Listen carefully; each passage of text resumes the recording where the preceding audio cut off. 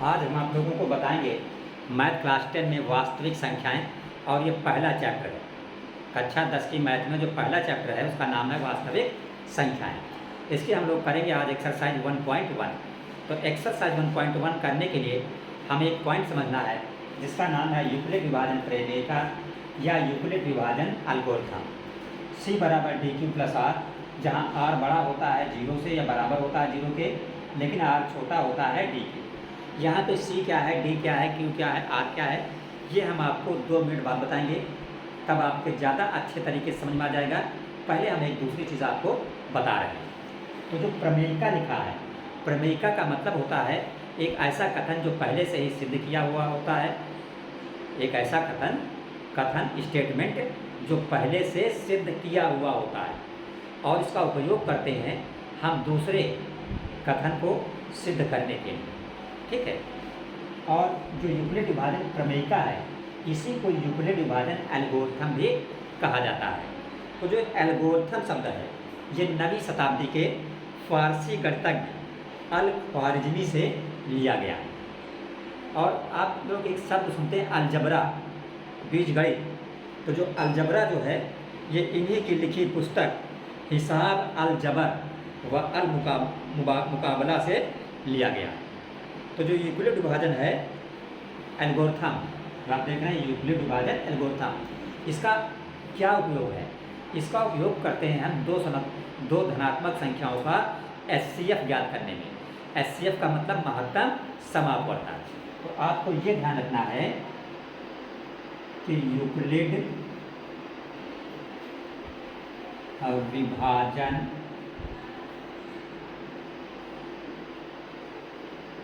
Algorithm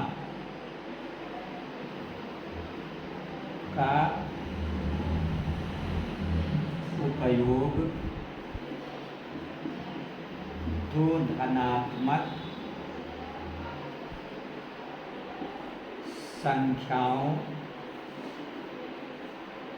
का HCF का मतलब मासा ज्ञात करने में। कोई आपसे पूछे कि यूक्लिड विभाजन एल्गोरिथम का प्रयोग कहाँ पे होता है, तो आप क्या बताएंगे? आप? दो संख्याओं का HCF यानी महत्तम समापवर्तक ज्ञात करने में। क्या बताएंगे? बोलो।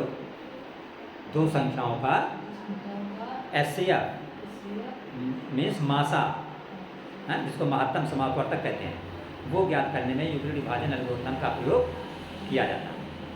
अब हम आपको एक एग्जाम्पल करके दिखाते हैं। एग्जाम्पल से पहले आप एक समझिएगा, जैसे मान लो ये लिखा हुआ है आप 3 से 7 को भाग करते हैं। ये एक एग्जाम्पल समझ लीजिएगा, ये एग्जाम्पल काम आएगा इस सवाल को हल करने में। मान लो आप 3 से 7 को भाग करते हैं, तो 3 दूना 6, तो 7 से 6 गया, क्या बचा? 1। अब 7 जो है ये किसके बराबर है? अगर गौर से देखो, अगर हम 3 से 2 को गुणा कर देंगे, 3 गुणित 2, अब प्लस ये एक शेष जोड़ देंगे, तो देखो 3 दूना 6, 6 में गुणा 7, तो देखिए ये 7 के बराबर है नहीं। तो 3 से 7 को भाग दिया जा रहा है, तो जिसको भाग करते हैं उसे क्या कहते हैं? विभाज्य। क्या कहते हैं? विभाज्य। तो 7 की जगह पर हम लिख सकते हैं विभाज्य, नहीं सॉरी, भाज्य बोलते हैं। क्या बोलते हैं? भाज्य। जिसको भाग किया जाता है उस संख्या को भाज्य बोला जाता है। अब 3 से भाग किया जा रहा है, तो जिससे भाग किया जाता है उसको हम भाजक बोलते हैं। क्या बोलते हैं? गुणित भाग करने से कितना आया? 2। तो जो भाग करने से आता है उसको हम बोलते हैं भागफल। प्लस जो शेष बचता है, एक बचा तो क्या शेष, तो यहाँ पे हम लिखेंगे शेषफल। तो भाज्य बराबर क्या होता है? भाजक गुणित भागफल प्लस शेषफल। अब देखिए यहाँ पे जो C लिखा है, इस C का मतलब क्या है? भाज्य। C का मतलब क्या है? D का मतलब भाजक, D का मतलब, क्योंकि भाजक को इंग्लिश में डिवाइजर कहते हैं, और डिवाइजर का पहला अक्षर डी होता है। अब देखिए भाजक क्या की बात क्या है गुणा में, भागफल। तो भागफल को इंग्लिश में क्यूटिएंट कहते हैं। तो इसलिए जो क्यूटिएंट का पहला अक्षर क्या होता है, क्यू। तो क्यू का मतलब होता है भागफल, और भागफल के बाद फिर प्लस क्या है, शेषफल। तो शेषफल को इंग्लिश में कहते हैं रिमाइंडर। तो इसलिए रिमाइंडर, तो ये आर क्या है, रिमाइंडर है, ये क्या है, शेषफल। अब आप समझ गए, यानी सी और डी क्या होती हैं, हकीकत में दो संख्याएं होती हैं। सी कामा डी क्या होती हैं, दो धनात्मक संख्याएं होती हैं। सी डी क्या होती हैं, संख्याएं होती हैं। जहाँ पे सी बड़ा होता है डी से, इसका मतलब जो संख्या बड़ी है उसको क्या मानो, सी मानो। जो संख्या बड़ी है उसको क्या मानो, और छोटी वाली को क्या मानो, डी मानो। जैसे 3 और 7 में छोटा क्या था, 3, तो इसमें 3 क्या है, डी है, डिवाइजर भाजक है, और 7 क्या है, भाज्य। यहाँ पे पहले इसका मतलब समझ नहीं आ रहा था, अब ठीक से समझ में आ गया। सी और डी दो धनात्मक संख्याएं होती हैं, और डी किसको माना जाता है, छोटी वाली को। देखिए सी बड़ा डी, डी किसको मानेंगे, जो संख्या छोटी होगी, ठीक है। यानी छोटी से डी से सी को भाग करेंगे, जो भाग करने से आएगा वो क्यू हो जाएगा, जो शेषफल हो जाएगा आर हो जाएगा। देखिए हमने लिखा था क्या, आर बड़ा होता है 0 से या 0 के बराबर। तो इस सवाल में देखिए आर क्या है, 1। आर कितना है, जब हमने 3 से 7 को भाग किया तो आर 1 आया। तो आर यहाँ पे देखिए 1 का मतलब 0 से बड़ा है कि नहीं। और देखिए छोटा है डी से, देखिए डी कितना है, 3। तो देखिए जो 1 है ये देखिए 3 से छोटा है कि नहीं। अब इस बात का मतलब पूरा समझ आ गया।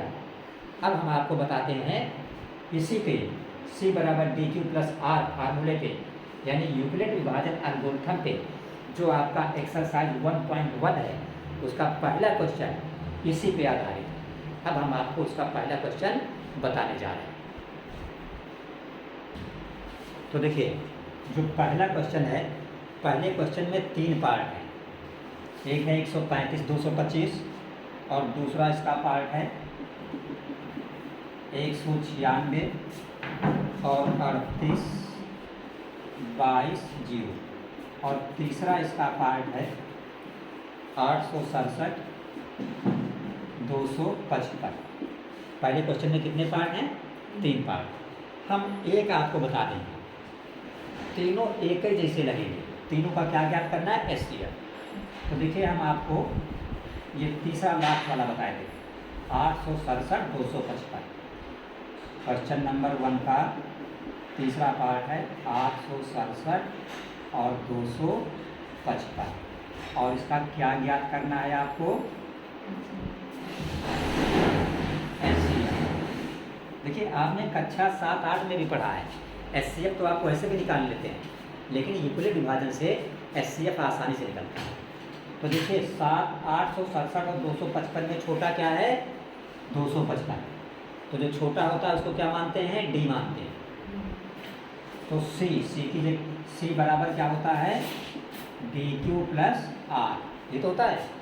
तो सी की जगह क्या आ जाएगा, 867 बराबर डी की जगह पे 255, डी के बाद कोई निशान नहीं, गुणित क्यू। अब क्यू कितना आएगा, जो भाग देने से आएगा। तो 255 से 867 को भाग दो, 255 से 867, 2 चक्को 8, 4 बार लग रहा है लेकिन ज़्यादा हो जाएगा, भाग जाएगा 3 बार। 15 1 16, 3 दूना 6 7, 7 से 5 गया 2 0, कितना आया भागफल, 3। तो जहाँ पे क्यू है यहाँ पे रख दिया 3 प्लस आर की जगह पे क्या रखेंगे, 102। ये आपका स्टेप 1 हो गया, स्टेप 1। अब देखिए स्टेप 2 में क्या करेंगे, जहाँ पे 867 था वहाँ पे अब ये संख्या आ जाएगी जो डी थी, बात समझ रहे हो। और जहाँ पे छोटी वाली थी वहाँ पे अब क्या आ जाएगा, ये शेष पद आ जाएगा। क्या आ जाएगा, शेष पद 100 गुणित अब 102 से 255 में भाग करेंगे। तो जब आप 102 से 255 में भाग करोगे तो भाग 2 बार जाएगा। 102 को 2 से गुणा करोगे 204 हो जाएगा, 5 4 जाएगा 1, 5 से सुन गया 5, 2 से 2 गया 3, तो 2 बार भाग गया। तो क्यू की 2 प्लस आर रिमाइंडर कितना बचा, 51 शेष का। ठीक, अब देखिए, अब ये जो है कहाँ जाएगा, यहाँ पे सी की जगह पर, और बी की जब क्या जाता है, जो शेष बचता है गुणित क्यू भाग का। तो 51 से 102 को भाग करेंगे। तो जब 51 से आप 102 को भाग करेंगे तो 5 दूना 10, 2 बार भाग जा रहा, 2 से 51 को गुणा करें तो 2 1 कम 2, 2 पंचे 10। देखिए पूरा पूरा कर दिया तो भाग गया 2 बार, प्लस आर तो बचा ही नहीं, तो नहीं बचा तो आर की जब क्या रखेंगे, 0। क्या रखेंगे, ये आपका था स्टेप 3। और इसको तब तक किया जाता है जब तक आर बचता है। जब आर 0 आ जाए सवाल वहीं से बंद हो जाता है। जब आर 0 आ जाए सवाल वहीं से बंद हो जाता है। तो देखिए आर यहाँ पे 0 आ गया तो हम लिखेंगे चूँकि आर बराबर 0 हो गया, आर का मतलब शेष फल, चाहे लिखिए शेष फल 0 हो गया, क्या लिखिए, आर लिखिए और चाहे लिखिए शेष फल। शेष फल आपका क्या हो गया, 0। तो जब शेष फल 0 होगा, जब शेष फल 0 होगा, उस वक्त का जो डिवाइजर होगा वही HCF होगा, भागफल होगा। तो लिखेंगे शेष फल बराबर 0 हो गया और लिखेंगे इस स्थिति का, इस स्थिति का डी का मतलब भाजक HCF होगा। तो जब 0 हुआ तो डी क्या है, 51। तो आंसर हो गया जो HCF हमारा आया वो बराबर कितना हो गया, 51। समझ गए। एक बार फिर देख लो, बड़ी संख्या को उधर लिखते हैं, छोटी को उधर लिखते हैं। छोटी से बड़ी को भाग किया जाता है, जितनी बार भाग किया जाता है गुणा करके क्यू की जगह रख देते हैं, प्लस लगाते हैं, आर की जगह पे जो शेष बचता है वो लिखते हैं। फिर अगली लाइन में ये जो डी होता है ये यहाँ लिखते हैं और शेष फल लिखते हैं, शेष फल से भाग करते हैं, जो भाग जाता है वो लिखते हैं, प्लस फिर जो शेष बचता है वो लिखते हैं। फिर जो ये डी होता है इसको उठा के यहाँ रखते हैं, बराबर छोटी वाली संख्या की जगह पे शेष रखा जाता है, शेष से संख्या को भाग करते हैं, जितनी बार जाता है ग्रुप में लिखाता है, प्लस फिर शेष लिखते हैं। शेष आ गया 0 और जिस वक्त शेष 0 आ जाए बस वहीं से सवाल खत्म हो जाता है। और जब शेष 0 आए उस स्थिति का जो ये होता है डिवाइजर भाजक, यही आपका HCF कहा जाता है। तो हमने क्वेश्चन नंबर 1 का आपको थर्ड बताया, आप क्वेश्चन नंबर 1 का इसी तरह फर्स्ट भी कर लेंगे और इसी तरह सेकंड कर लेंगे। उसके बाद इसमें जो है क्वेश्चन जो सेकंड है वो दूसरे टाइप का है। तो सेकंड 4 5 ये हम आपको कल बताएंगे, ये तीनों एक टाइप के हैं। और क्वेश्चन नंबर 3 जो है इसको आप घर पे कर लेंगे। क्वेश्चन नंबर 3 भी इसी तरह है। आपके बुक में क्वेश्चन नंबर 3 में जो लिखा हुआ है वो पूछ रहा अधिक से अधिक कितने स्तंभ आएंगे। आप बुक में देखना, क्वेश्चन नंबर 3 में लिखा है अधिक से अधिक कितने स्तंभ आएंगे। तो अधिक से अधिक स्तंभ का मतलब होता है, अधिक से अधिक का मतलब HCF। तो संख्याएं 2 हैं आपकी, एक है 616 और एक है 32। तो 616 32 का आप क्या निकाल लेंगे, HCF। इसी विधि से क्वेश्चन नंबर आपका थर्ड कंप्लीट हो जाएगा और सेकंड 4 5 हम आपको कल बताएंगे। ठीक है, तो चैनल को सब्सक्राइब अवश्य करें ताकि हर वीडियो हम आप तक पहुंचाते रहें।